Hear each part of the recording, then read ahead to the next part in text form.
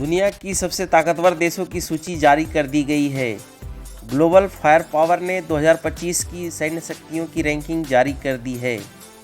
इस रैंक में बताई गई है कि किस देश की सेना कितनी ताकतवर है। इस रैंकिंग में 145 कंट्री को शामिल किया गया है। इसमें भारत ताकतवर देशों की रैंकिंग में चौथे नंबर पर है, जबकि अमेरिका फर्स्ट, रसिया सेकेंड और चाइना थर्ड नंबर पर है। अब बात करते हैं पाकिस्तान की, जो हमारा दुश्मन कंट्री है। पाकिस्तान इस बार टॉप 10 से भी बाहर धकेल दिया गया है। पिछले साल पाकिस्तान 9वें स्थान पर था। पाकिस्तान द्वारा चाइना से जितने भी हथियार खरीदा गया है, ज़्यादातर कबाड़ साबित हो रहा है। हाल ही में भारत को आंख दिखाने वाला कंट्री बांग्लादेश 35वें नंबर पर है और ये हिंदुस्तान से लड़ने की बात करता है। इस लिस्ट में इंडिया भले ही चाइना से पीछे हो, पर इंडियन आर्मी को ज़्यादा स्किलफुल और युद्ध में लड़ने का एक्सपीरियंस माना गया है। और भारत ने एक ऐसा कारनामा दिखाया है जो अभी तक अमेरिका भी नहीं कर पाया है। पीएम मोदी ने एक ही दिन में भारतीय नौसेना को एक सबमरीन, एक डिस्ट्रॉयर और एक फ्रिगेट सौंपकर इतिहास रच दिया है। ग्लोबल फायर पावर इंडेक्स में किसी देश की ताकत उसके स्कोर पर डिपेंड होता है। जिस देश का स्कोर जितना ज़्यादा होता है, उसकी ताकत उतनी ही कम आंकी जाती है।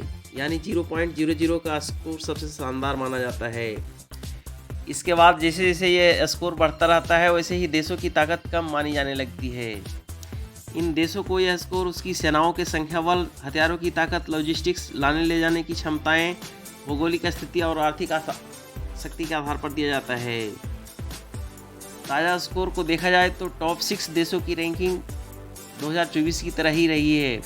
हालांकि सभी देशों की सैन्य ताकत के स्कोर में कुछ गिरावट दर्ज की गई है। अमेरिका टॉप पर होने के बावजूद अपने पिछले स्कोर से पीछे है। वहीं रूस की ताकत में भी गिरावट देखी गई है। इस बीच रूस और चीन की ताकत को इस रैंकिंग में बराबर दिखाया गया है। यानी चीन की सेना की ताकत कम जरूर हुई है, लेकिन रूस की ताकत में आई कमी इतनी ज़्यादा है कि दोनों के अंक अब समान हैं। इसी तरह भारत भी पहले की तरह लगातार चीन के बाद चौथे स्थान पर बना हुआ है।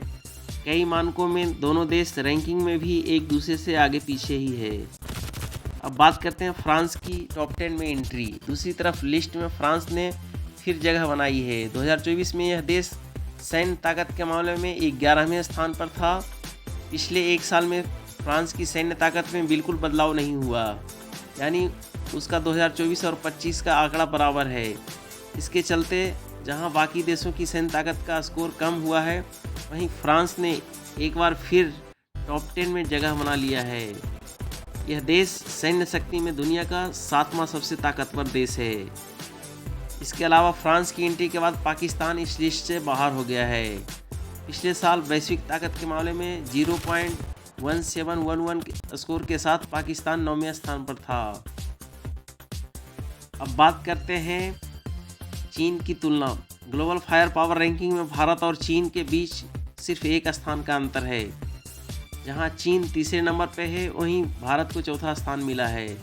हालांकि इन दोनों देशों की सैन्य ताकत में फ़र्क काफ़ी ज़्यादा है। आबादी, सेना में लड़ने के लिए उपलब्ध मैन पावर, सेनाओं में सेवा देने के लिए उपयुक्त लोगों की संख्या और सक्रिय सैन्य कर्मियों में दुनिया में चीन पहले स्थान पर है।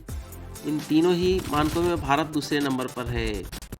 हालांकि रिजर्व सैन्य बलों और अर्धसैनिक बलों की संख्या के मामले में भारत की स्थिति में चीन से बेहतर है। दूसरी तरफ चीन का रक्षा बजट भारत के मुकाबले करीब 3.5 गुना ज़्यादा है। थल और वायु और नौसेना के मामले में भी चीन अधिकतर मानकों में भारत से आगे है। फिर चाहे वह एयरक्राफ्ट की बात हो या टैंकों की या नौसेना क्षेत्र में, चीन ने भारत को काफ़ी पीछे छोड़ दिया है। उसके पास युद्ध पोतों से लेकर सबमरीन तक सबकी संख्या ज़्यादा है। पाकिस्तान से मुकाबला करते हैं भारत का, तो दूसरी तरफ अपने एक पड़ोसी पाकिस्तान के मुकाबले भारत की स्थिति काफ़ी बेहतर है। सैन्य बलों से लेकर रक्षा बजट तक भारत ने पाकिस्तान पर बड़ी बढ़त बना रखी है। थल सेना के मामले में चीन के पास भारत से ज़्यादा हल्की तोपें हैं, लेकिन टैंकों और बख्तरबंद वाहनों के मामले में भारत ने अपनी ताकत को काफ़ी बढ़ा दिया है।